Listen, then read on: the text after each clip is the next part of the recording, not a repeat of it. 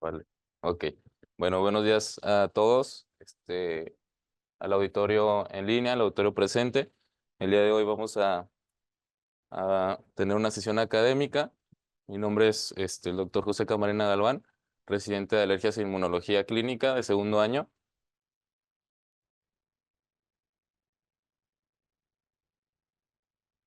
Agradezco a mi profesor asesor, el doctor José Ignacio Canseco Villarreal, por la asesoría para la realización de esta sesión académica del día de hoy. También agradecemos la compañía de de los maestros y los compañeros de otorrinolaringología. La sesión académica del día de hoy tiene como título Enfoque integral de la rinosinusitis crónica con pólipos nasales, un manejo multidisciplinario.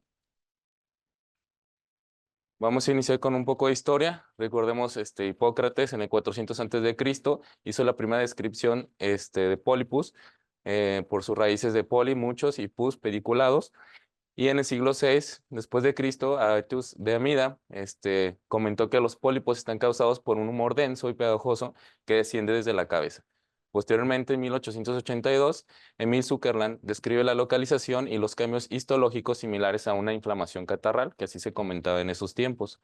En 1925, Burgers sugiere etiología alérgica que fue ampliamente aceptada y difundida por mucho tiempo durante todo el resto del siglo XX, y el primer uso de corticosteroides intranasales, que ya sabemos que es el manejo de primera línea, en 1967, con el descenso en la recurrencia tras la cirugía, y ya se estaba tomando en cuenta la cirugía como un recurso extra. Y pues bueno, este fue publicado en la JAMA en este año. La rinosinusitis, recordemos que crónica, que es un grupo de trastornos de etiología multifactorial, tiene que haber varios factores involucrados, tanto inmunes, de la barrera epitelial, influenciados por el microbioma, el ambiente y factores genéticos que resultan en la inflamación final de la mucosa nasosinusal. Los pólipos nasales son tumoraciones inflamatorias benignas que surgen de la mucosa de la nariz y los senos paranasales, y los pólipos nasales son benignos, típicamente se desarrollan bilateralmente. Los fenotipos principales que vamos a encontrar, que ya conocemos todos, son con y sin pólipos nasales en cuanto a la rinosinusitis.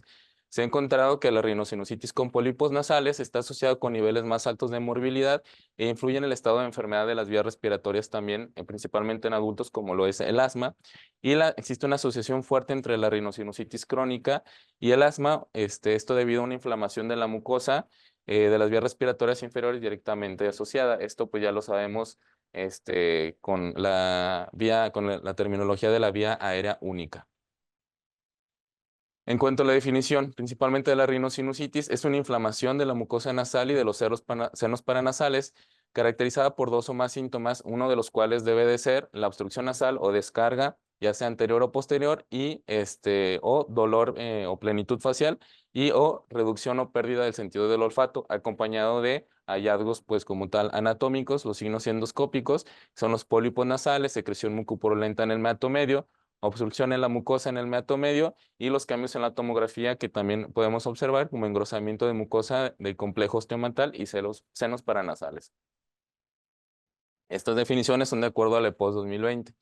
Continuamos con la definición. En cuanto a la rinosinusitis sin pólipos nasales, es una enfermedad inflamatoria crónica variable, y con pólipos nasales, pues ya sabemos que es predominantemente inflamación TH2. Para que se llame rinosinusitis crónica, tiene que estar el padecimiento presente por más de 12 semanas, y en adultos los pólipos nasales se deben de ver de manera bilateral. Cualquier pólipo unilateral, pues es un dato de alarma que tenemos que vigilar, ya que puede sugerir malignidad. En este diagrama de Venn podemos observar, pues en general, todo lo que es la rinosinusitis crónica con pólipos nasales, que tiene diversas patologías asociadas o como subtipos de rinosinusitis, donde podemos tener implicados errores innatos de la inmunidad, y como la hipogamaglobulinemia, fibrosis quística. También tenemos la rinosinusitis alérgica fúngica o el EREA también participante en estos otros tipos de sinusitis con pólipos nasales. En la epidemiología, pues afecta a aproximadamente del 10 al 15% de la población, pues un porcentaje bastante amplio, y de estos porcentajes el 25% tienen pólipos nasales. Los hombres son más propensos a tener rinosinusitis crónica con pólipos nasales, Sin embargo, la de sin pólipos nasales es más prevalente en las mujeres, y en las mujeres, cuando se ven afectadas por los pólipos nasales, tienen una enfermedad más grave que los hombres. También cabe destacar que la rinosinusitis crónica con pólipos nasales tipo 2 ha aumentado rápidamente, junto con una asociación importante de colonización de la cavidad nasosinusal de el estafilococo aureus, que ya vamos a ver también que es parte de la fisiopatología implicada. La edad promedio de aparición son 42 años, son adultos ya pues, en edad media, y edad típica de diagnóstico de los 40 a los 60 años de la rinosinusitis con pólipos nasales. En cuanto a las comorbilidades, pues existe, como habíamos comentado, una fuerte asociación con asma. El asma se encuentra en el 25% y de los pacientes con pólipos nasales, y está asociada a un asma grave, más que un asma leve, y en pacientes con asma es un factor para la gravedad que van a tener de esta. Frecuentemente es de inicio tardío, no atópica y refractaria al tratamiento. O sea, son pacientes que nos ha tocado también ver en múltiples ocasiones en la consulta. Son pacientes con un asma de difícil control, que vienen a cada ratito con exacerbaciones, y pues no es tan fácil el control de estos pacientes. En cuanto a la prevalencia de rinosinusitis con pólipos nasales, va aumentando junto con la edad. Entonces, conforme vayamos aumentando o se vaya invirtiendo la pirámide poblacional, pues vamos a tener más incidencia y prevalencia de esta enfermedad en próximos años. También es importante hablar sobre las comorbilidades, ya que es una enfermedad que se acompaña de otras múltiples patologías de importancia. Sin embargo, en pacientes con rinitis alérgica es similar a los pacientes con rinitis no alérgica, no hay una asociación de alergia directo. Sin embargo, el 86% de estos pacientes con rinosinusitis con pólipos nasales sí están sensibilizados. Recordemos que estar sensibilizados no es sinónimo de padecer una alergia como tal.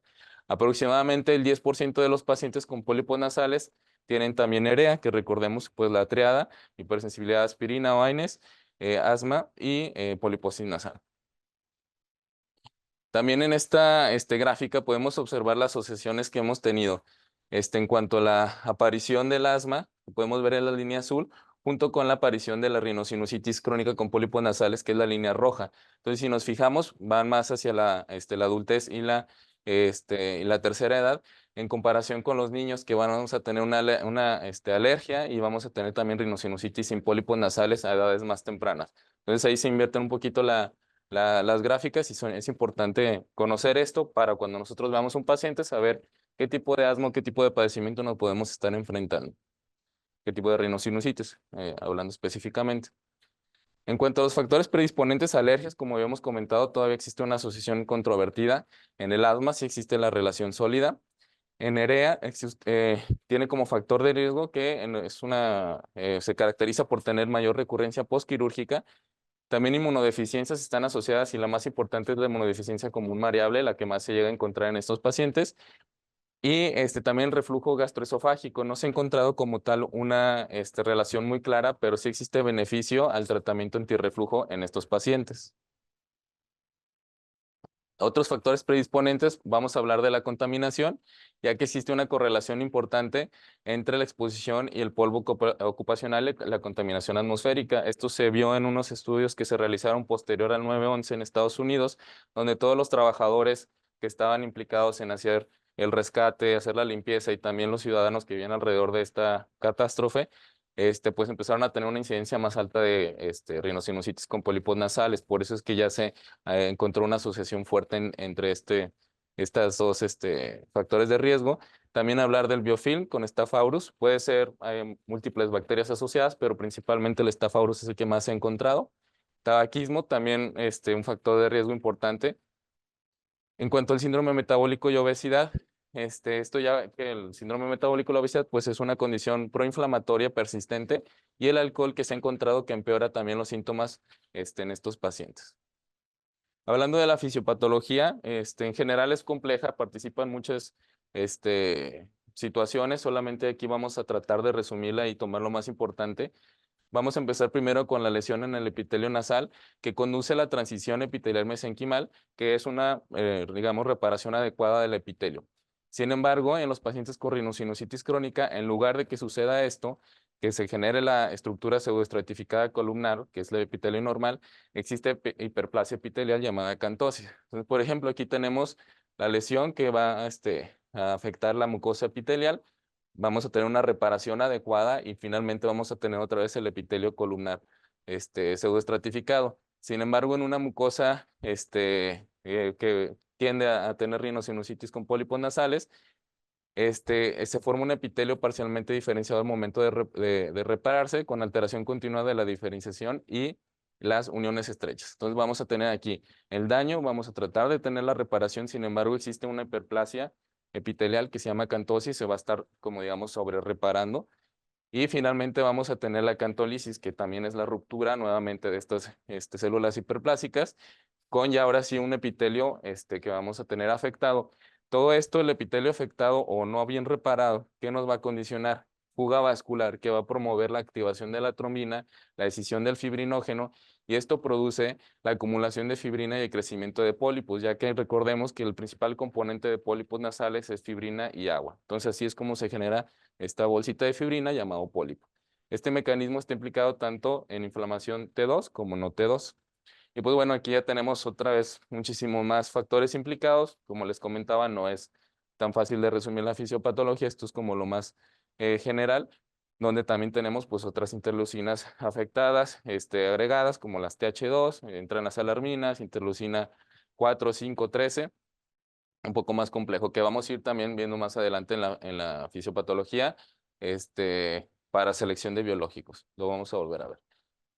En cuanto a las diferencias ya clínicas de la rinosinusitis crónica con pólipos y sin pólipos nasales, en la endoscopía pues vamos a encontrar sin pólipos un aspecto casi normal, discreto edema en el meato medio y mucopurulencia, y en la poliposis, pues poliposis bilateral. En los patrones de síntomas también es importante, en varios artículos revisados se encuentra que la plenitud facial y la secreción anterior o posterior, la descarga, es más no patognomónico, pero más sugerente de rinosinusitis sin pólipos, y con pólipos vamos a tener disgeusia, hiposmia y congestión nasal. El asma concomitante en promedio sin pólipos es del 20%, acá del 50%, y la recurrencia a 12 años se encuentra de 20 con un 80%, o sea, es más alta en pólipos nasales. El EREA se encuentra muy raro en poliposis, sin pólipos nasales, sin poliposis 30%. Y en general, pues bueno, ya es un resumen de lo que comentamos previamente, nada más para ver un poco más gráfico lo que podemos encontrar. Acá vemos una mucosa sinusal pues generalmente inflamada, acá nada más en donde tenemos también los pólipos nasales, más importante, pero bueno, es prácticamente lo que habíamos comentado en la diapositiva previa. En cuanto al cuadro clínico, continuamos. Al evaluar estos pacientes es importante siempre checar los 4 síntomas cardinales, que van a ser rinorrea, congestión nasal, plenitud facial e hiposmia. Otros síntomas también asociados en estos pacientes, pues principalmente por las comorbilidades y toda la afección general que tienen, es fatiga, malestar general, plenitud óptica, ronquera, tos.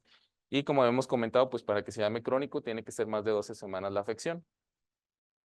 Como hemos comentado, hiposmia se asocia principalmente con pólipos nasales y la plenitud en sin pólipos nasales. Cualquier enfermedad unilateral que se manifiesta como sangrado nasal recurrente, masa nasal, cambios en el contorno facial o desplazamiento de la órbita, tenemos que considerar los datos de alarma, ya que pueden ser datos de malignidad o patología destructiva. Y en pacientes con rinitis alérgica, también esto es importante en la clínica, la congestión nasal puede fluctuar en severidad y alternar de lado a lado con aumento de la intensidad en el ciclo nasal. Sin embargo, pues en la poliposis nasal la congestión es persistente y muchas veces puede ser unilateral, dependiendo del tamaño del pólipo que se encuentre.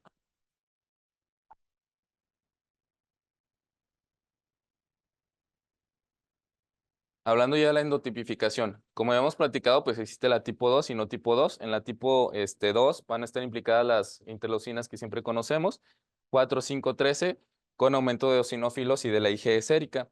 Y en la rinosinusitis con pólipos, bueno, tipo 2 y el asma existente, también existe un mayor riesgo de recurrencia de enfermedad postquirúrgica. La recurrencia que se encuentra en el tipo 2 es de 40% a los 18 meses. Como vemos, pues sí es importante.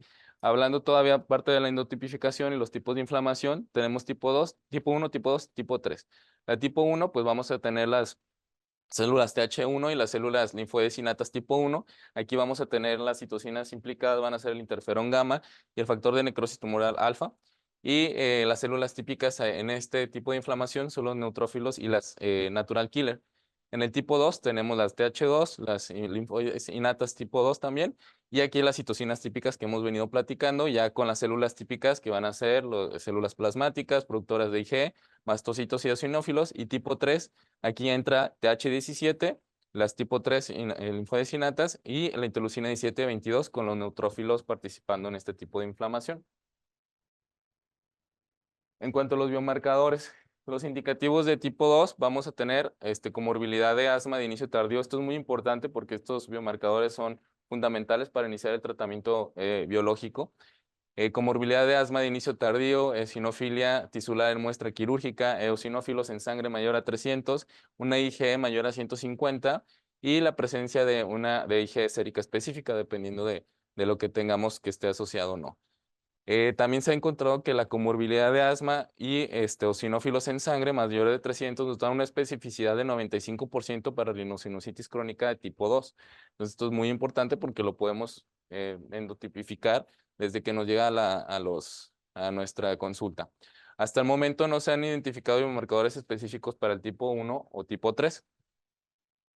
Hablando de la calidad de vida, que es muy importante en estos pacientes, ya que padecen realmente, pues, eh, importantes los síntomas, es el test de resultados sinonasales 22 o SNOT 22, que es el indicador específico más utilizado y validado para evaluar la calidad de vida en estos pacientes.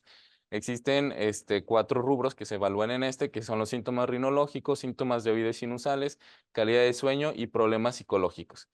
En general, la mejora promedio del SNOT 22 postquirúrgico es de 24 puntos, bastante, y la puntuación del SNOT 22, dependiendo de la puntuación, se clasifica como grave, mayor a 50, 20 a 49 moderada y menor a 20 leve. Ahora iniciaremos con el tratamiento. El tratamiento de primera línea, pues ya sabemos siempre, corticosteroides intranasales. Independientemente del fenotipo que se trate, la inflamación es altamente receptiva a los corticosteroides en la gran mayoría de los pacientes y estos son bien tolerados con un excelente perfil de seguridad a largo plazo, principalmente mometasona y fluticasona, ya que tiene una biodisponibilidad de menos del 1%, lo cual pues, nos dejan utilizarlo por mucho tiempo. La evidencia se respalda mayor efectividad en los pólipos nasales que en la rinosinusitis sin pólipos nasales y estos actúan en las células cebadas de Langerhans, macrófagos y fibroblastos por la unión directa de los receptores intracelulares de glucocorticoides, disminuyendo la activación y liberación de los mediadores inflamatorios. Más sabemos que funcionan todos los corticosteroides. Aquí tenemos una tabla donde podemos observar los más comúnmente usados, principalmente pues budesonida con una biodisponibilidad de 34%, que ya sabemos que es el único clasificación B por la FDA para el embarazo y que utilizamos normalmente. Sin embargo, una biodisponibilidad elevada y la mometasona, tanto mometasona como fluticasona en furoato, la biodisponibilidad bastante corta también, muy pequeña, y pues estos son bien tolerados con pocos efectos secundarios y un efecto pues muy poco significativo en el eje hipotálamo hipófisis suprarrenal y tiene una mejor absorción en la mucosa nasal. Estos de nueva generación ya que son lipofílicos, entonces se pueden absorber mejor y quedar ahí sin necesidad de absorberse sistémicamente. En este artículo se encontró que es un ensayo aleatorio doble ciego y controlado durante 12 meses que tenía como objetivo determinar si la administración de los corticosteroides mediante la acción nasal versus el spray nasal simple sería más efectiva en el control de los síntomas, encontrándose que sí es más efectiva que la aplicación de una dosis nada más a través de un aerosol simple. Después esto siempre de la cirugía sinonasal. En este otro artículo, complementando el previo, se encontró también que una dosis más alta, que eran 1000 microgramos al día, mostró mejores resultados que la corte de dosis más baja de 500 microgramos al día de la irrigación de los esteroides intranasales, con mejoría del SNOT 22. La mejoría máxima se encontró a los 2 meses en un tratamiento continuo que duró al menos 6 meses. Como podemos ver, si se puede llegar a utilizar por bastante tiempo, también esto aplica para los sprays simples. Y la fluticasona en este caso, por ejemplo, que es una de las presentaciones que nosotros podemos encontrar aquí en México, que viene de 2 miligramos, o sea, 2000 microgramos, podemos ahí separarlo para poder hacer este tipo de irrigaciones. La irrigación nasal con corticosteroides es efectivo a partir de 100 mililitros y el más usado de 240 mililitros. Las irrigaciones con corticosteroides demostraron más efectiva que los corticosteroides intranasales en pacientes después de la cirugía sinonasal y un artículo mencionaba que incluso previamente ya había mejoría también. Entonces, esta es otra alternativa que nosotros podemos utilizar en nuestra práctica clínica diaria para los pacientes que realmente no estamos teniendo una mejoría adecuada con el tratamiento médico.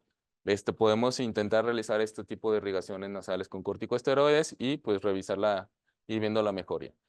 En cuanto a los corticosteroides intranasales, pues es importante saber cómo se deben de aplicar o cuáles serían las mejores formas de aplicarlas en estos pacientes con rinosinusitis crónica, porque pues comentábamos son un control más difícil que los pacientes que nosotros muchas veces vemos en más ocasiones, como las rinitis alérgicas. Y también aquí la cirugía es clave para poder tener una buena distribución de los corticosteroides intranasales. Con dispositivos de bajo volumen se recomienda la aplicación en posición supina con la cabeza hacia atrás o en posición lateral de la cabeza, como tenemos. Esto para mejorar la distribución nasal a la hendidura olfativa y al meato medio. También existe este tipo de stents que se autorizaron en el 2011 por la FDA, que se llaman implantes Propel. Son stents biodegradables que administran mometasona en el sitio quirúrgico durante 3 días. Esto disminuye la recurrencia posquirúrgica en un 51%. Entonces también es otra alternativa que, bueno, ahorita igual los compañeros de otorrino nos dirán si llegan a utilizar con frecuencia, pero también existe esta otra opción de tratamiento. En cuanto a la primera línea, continuamos con las irrigaciones, que son importantes, los aseos nasales con volumen alto. Actúan a través de los siguientes mecanismos, ya sea el mecanismo mecánico, que es el principal, elimina moco, alérgenos y contaminantes, aumenta la actividad ciliar, permite que los hilos transporten eficientemente el moco, disminuye el edema inflamatorio porque causan un efecto vasoconstrictor leve, también una reducción de las bacterias de biorfín al llevárselas mecánicamente, y efectos inmunomoduladores locales al disminuir la interleucina 8 y con esto la atracción, la quimioatracción de neutrófilos, que también es algo que me pareció bastante interesante. La irrigación nasal desempeña un papel importante, tiene bajo riesgo y la EPOS 2020 sigue recomendando la solución salina isotónica o Ringer lactato para las irrigaciones nasales. Se encontró también, se menciona que el 24% de los pacientes que nosotros le dejamos para la rinosinusitis y las irrigaciones, solo 24% lo hace, o sea, una cuarta parte de todo lo que le decimos. Entonces es importante influir un poquito más en la consulta en los pacientes para que lleguen a utilizar más esto.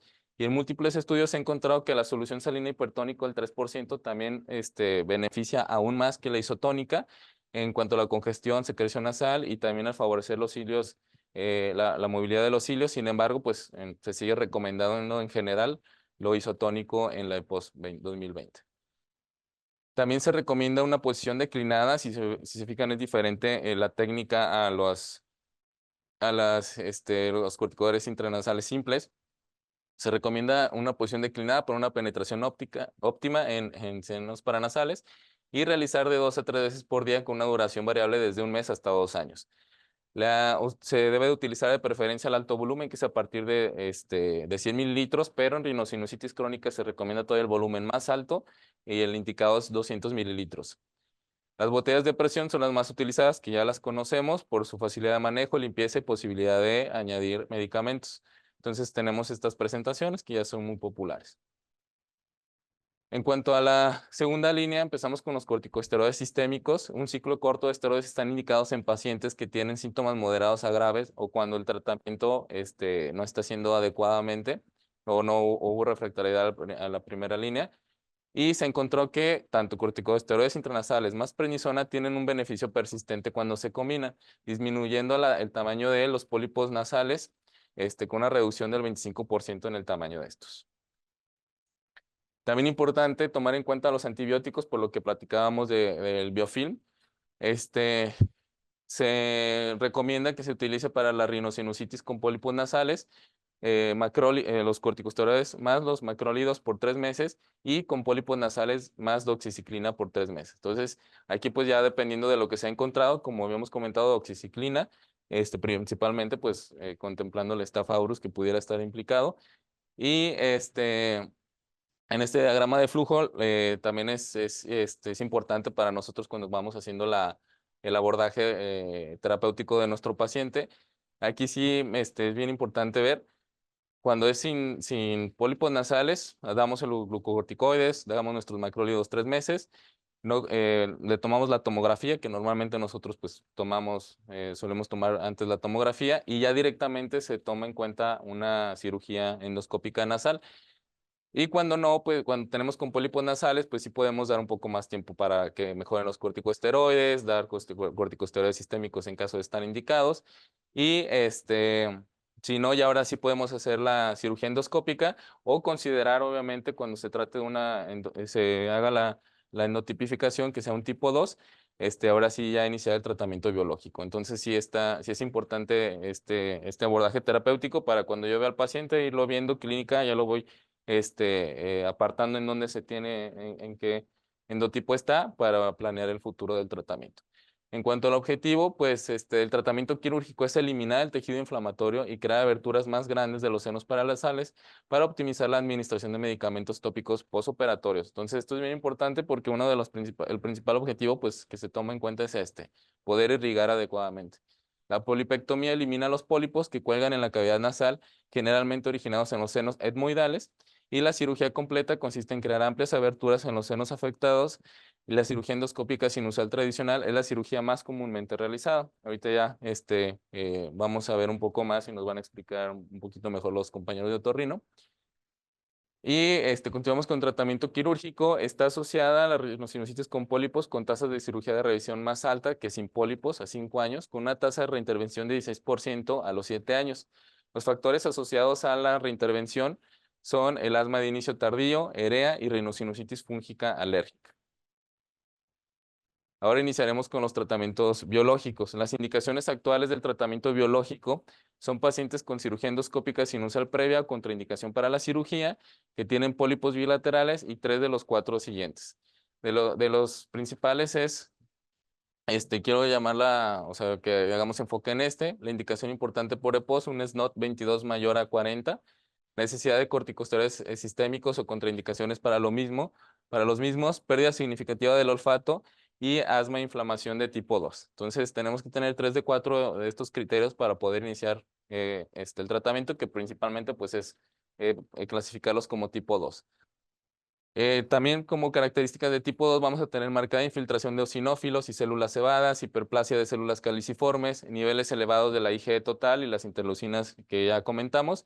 Y nada más para recordar de la interleucina 13 y su efecto, ya que aumenta la producción de IgE en las células plasmáticas, la producción local elevada de IgE, y es una característica importante de los pólipos nasales. Ahorita vamos a ver también la importancia de esta interleucina, porque dentro del tratamiento biológico pues vamos a ir desglosando cada una de estos. Entonces, en general los biológicos, tenemos los anti-IgE, que bueno, el anti-IgE que sería el omalizumab, tenemos el dupilumab, que es una antiinterleucina 4 y 13, que también ahorita ya lo vamos a ver, parte de la interleucina 13 que estábamos comentando, y los antiinterleucina 5, que aquí tenemos tres anticuerpos monoclonales. Iniciamos con el anti-IgE, que es el omalizumab. Es un anticuerpo monoclonal humanizado que se une a la IgE, ya sea libre o ya la que está en la membrana. Este se aplica para la rinosinusitis crónica cada 2 a 4 semanas, aprobado por la FDA en mayores de 12 años en el 2020. Y la dosificación, pues como ya sabemos, el omalizumab es de acuerdo al nivel total de la IgE en suero y el peso del paciente. Importante también mencionar estos datos sobre el omalizumab en la rinosinusitis con pólipos, que la función olfatoria y la calidad de vida mejoran después de 3 meses. La IgE total sigue siendo elevado al inicio y hasta un año posterior de la interrupción del tratamiento, por lo cual la IgE no es un parámetro para nada evaluable dentro de la mejoría o dentro del seguimiento de estos pacientes. Y se debe de ajustar la dosis de acuerdo al peso corporal y no a las variaciones de la IgE, porque pues realmente no nos van a demostrar cómo está el paciente en su clínica. Los efectos adversos principales del omalizumab son las infecciones respiratorias superiores, sinusitis, dolor de cabeza, anafilaxia en el 0.2% y pues, la reacción local. Hablando de los antiinterleucina 5, pues recordemos que la interleucina 5 promueve el desarrollo y supervivencia de eosinófilos, interleucina 5 o eosinófilos. Y entonces es un objetivo para reducir los recuentos de eosinófilos en sangre y tejidos. ¿Por qué? Porque se encontró también que los pacientes con esta enfermedad y con elevación de eosinófilos séricos en mucosa tienen una enfermedad más grave tienen a un aumento de la recurrencia de la cirugía. Y en estos tenemos 3 anticuerpos, que es mepolizumab, relizumab, benralizumab, y estos todos son monoclonales humanos, IgG1 versus la interleucina 5 o la subunidad alfa del receptor en la superficie de los eosinófilos. Y pues bueno, aquí podemos ver, tenemos la interleucina 5, que es este de color rojo, los anticuerpos antiinterleucina 5, que pues bueno, ya sea que se unan directamente a ya la interleucina, a los receptores de la interleucina para evitar que llegue, o se unen a la interleucina 5 libre para evitar que se pueda unir.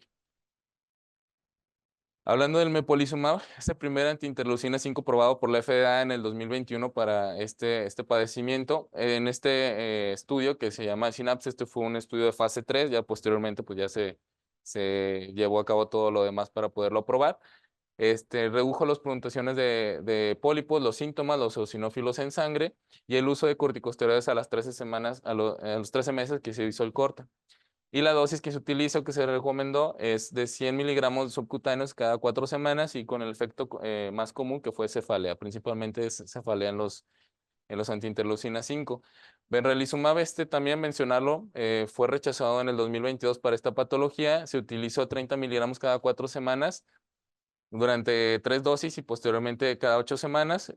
Fue un estudio de fase 3 el que se echó para atrás, que fue el estudio OSTRO, y en 40 semanas se encontró en este estudio que disminuyó la puntuación en pólipos nasales y congestión nasal. Los efectos adversos principales, cefalea y faringitis. El relizumab todavía está en estudio, nada más en fase 2, hay pocos estudios. Sin embargo, se ha encontrado que en el 50% de los pacientes que les dieron 3 miligramos por kilo de relizumab, experimentaron una reducción en el puntaje total de pólipos en 4 semanas, con niveles, y también en este mismo estudio se encontró que los niveles aumentados de interleucina 5 nasal de más de 40 picogramos por mililitro predicen los resultados en el tratamiento de interleucina 5. Entonces, también es interesante porque, pues bueno, en algún futuro se puede llegar a medir eso, pues bueno, nos van a dar una predicción sobre la respuesta al tratamiento. Pues bueno, ya también recordemos que el relizumab, pues antiinterleucina 5, que es intravenoso, entonces también pues no es tan fácil su aplicación. Y efectos adversos más comunes son dolor faríngeo, aumento de la creatina fosfocinasa y las mialgias. El dupilumab, que es el antiinterleucina 4 y 13, también es muy importante. Se une específicamente al receptor interleucina 4 e interrumpe la actividad tanto 4 y 13. Fue aprobado en el 2019 por la FDA, fue el primer aprobado para tratamiento con rhinosinusitis crónica con pólipos nasales grave en adultos y reduce el tamaño de pólipos o pacificación de los senos paranasales y la gravedad de los síntomas. La dosis inicial es de 600 miligramos subcutáneos cada dosis inicial y después 300 cada 2 semanas. Los efectos adversos principales, rinofaringitis y el empeoramiento de los pólipos nasales se encontraron como efectos adversos. En pues también dentro de estos artículos se mostraron ejemplos sobre los resultados. Este es un paciente que se utilizó dupilumab posterior a un año de tratamiento. Aquí, pues, en enero del 2017. Posteriormente, en junio, ya teníamos una radiolucidez pues, importante en los senos paranasales y ya en un año después, pues ya podemos observar prácticamente todo limpio. O sea, entonces, es importante ver la mejoría en un año de estos pacientes, bastante importante, sin necesidad en este paciente de la cirugía. La comparación entre los biológicos, hablando del éxito de la disminución de los síntomas, en un estudio se compararon nada más estos 3. El mepolizumab se encontró con la más alta mejoría, digamos, en cuanto a los síntomas, con un 78%, omalizumab y benralizumab de un 50%. Sin embargo, en ese estudio que compararon, no metieron dupilumab. El 40% en general de todos los pacientes mejora el olfato, sin diferencias significativas entre todos los biológicos. Y la cirugía endoscópica sinusal y el dupilumab tiene una mejoría igual en el olfato a las 24 semanas.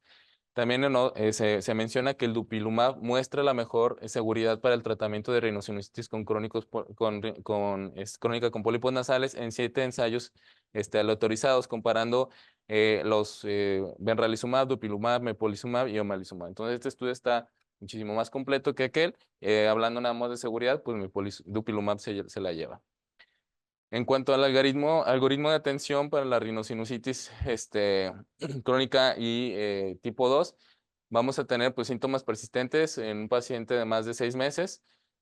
La endoscopia nasal se comenta en este otro algoritmo como si fuera la primera opción antes de la tomografía, que pues ya nos comentarán también los compañeros de otorrino, si realmente nos conviene mandar directamente a los pacientes a la endoscopia nasal, porque en este algoritmo, que también lo encontré en otras dos, tres artículos, se comenta primero la cirugía de revisión antes del tratamiento y ya después cuando pues, no está controlado tomar una tomografía y ya después considerar la cirugía endoscópica. Eso en cuanto a la rinosinusitis sin pólipos nasales y con pólipos nasales, el tratamiento corticoide tópico pues durante 3 meses agregando la doxiciclina. Ya si está controlado, pues se puede llevar a cabo durante mucho tiempo. Como ya comentamos, pues la biodisponibilidad nos ayuda a poderlo dar por largo plazo. Y cuando no está controlado, pues ahora sí se endotipifica. Se endotipifica y se considera el tratamiento, ya sea una cirugía endoscópica o iniciar el tratamiento biológico en caso de que si lo encontremos con un tipo 2. En cuanto al futuro del tratamiento, pues aún se sigue investigando, no está muy claro si se recomiendan antes o después de la cirugía los biológicos. Todavía están viendo eso. También recordar que las citocinas tipo 2 se expresan en el 80% del tejido mucoso de rinosinusitis con pólipos nasales. Esto es importante ya que pues, en un futuro que se puedan llegar a hacer estas mediciones, pues como les comentaba, nos pueden utilizar los podemos utilizar en el pronóstico. Y los parámetros de evaluación de respuesta biológico, la reducción de tamaño de pólipos, la disminución de necesidad de corticosteroides sistémicos, mejoría en la calidad de vida y en el sentido del olfato son lo que vamos a tomar en cuenta en estos pacientes. Entonces también esto es importante porque tenemos que estar haciendo evaluaciones seriadas sobre nuestros pacientes. Como conclusiones, pues bueno, recordemos que la rinosinusitis crónica es una enfermedad compleja, la cual requiere de un abordaje integral multidisciplinario, ya que es fundamental el tratamiento médico y quirúrgico para mejorar la calidad de vida de los pacientes. Y los corticosteroides intranasales son la piedra angular en el tratamiento médico de la rinosinusitis crónica hasta el momento, mejora la calidad de vida. Y los especialistas en otorrinolaringología y alergología necesitamos dominar los fármacos existentes, la selección de pacientes, pronto los biológicos, los efectos esperados y efectos secundarios de los mismos, así como las formas de monitorear la respuesta individual del paciente al biológico y corregir el manejo en caso necesario. Un problema importante del uso de los biológicos es la dificultad del acceso logístico y financiero a esta terapia en comparación con las soluciones quirúrgicas. Entonces, pues esto esperemos que conforme avancen los años puedan ser más accesibles para la población. Y vamos a poner ahora un video que nos proporcionaron los compañeros de Otorrino. No sé si gusten pasar. Sí. Paso. Bueno, el caso es una cirugía de revisión endoscópica de una paciente previamente ya operada por poliposis nasal. Eh, Inicialmente tenemos la imagen desde la porción de cavidad nasal está completamente ocupada por lesiones polipoideas, las cuales en este caso fue una excisión sin instrumentos extras, ya que normalmente tenemos instrumentos que permiten la resección de forma eh, debridando el tejido, absorbiendo a la vez, que mejora los tiempos quirúrgicos y el sangrado. En este caso, por la intención es ir liberando las cavidades para ir identificando las referencias quirúrgicas que tenemos en cuenta. Inicialmente buscamos en este caso liberar todo el trayecto de la cavidad nasal hasta la coana, entonces lo que vemos aquí es el... Es pantalla, no se puede ver. Ok, entonces es el septum nasal de este lado, es una cavidad nasal derecha, el cornete inferior y aquí vemos esto, el piso nasal. Lo vamos liberando toda la región de la cavidad hasta lograr ver en el fondo ya la porción de la coana. ¿De acuerdo? En este caso, pues, en este punto se ven todas las referencias adecuadas porque pues, no se resecó nada del cornete inferior en la cirugía previa, que no es lo habitual, entonces se respeta. Y en este punto sí se ve modificada la anatomía. En este caso, digamos, la pared nasal lateral, el septum nasal, estamos ahí obteniendo tejido polipoideo de la pared nasal lateral. Y ahorita veremos también cómo sacamos tejido ya del antro del maxilar. Eh,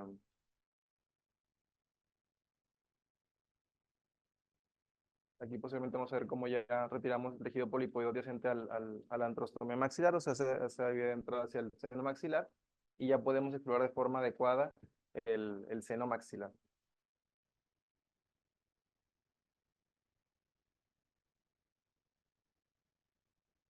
Esto tiene el tejido polipoideo y ya procedemos a explorar la cavidad con un endoscopio angulado que nos permite revisar mejor ya la cavidad del seno maxilar. Vamos hacia adelante.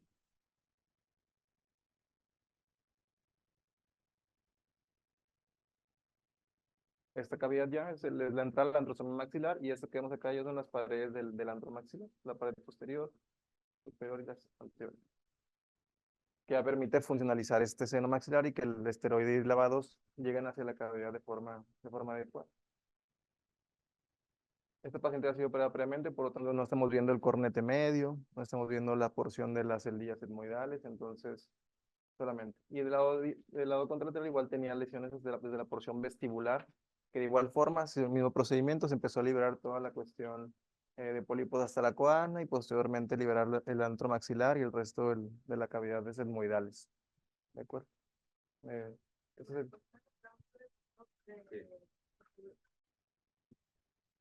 Ay, sí, perdón. Bien, ajá. Ah, buenos días. En respuesta al flujograma, la pregunta del doctor, la endoscopia nasal se refiere a la que hacemos en consultorio. Entonces, se revisa el paciente, la historia clínica, lo exploras con un endoscopio, ya sea rígido o flexible, revisas las cavidades nasales y después ya, o sea, tratamiento médico, si no mejora, una tomografía y después, si es candidato, pues la cirugía, ¿ok? De nada. Y pues bueno, agradecemos su atención. Si hay alguna duda o pregunta por parte del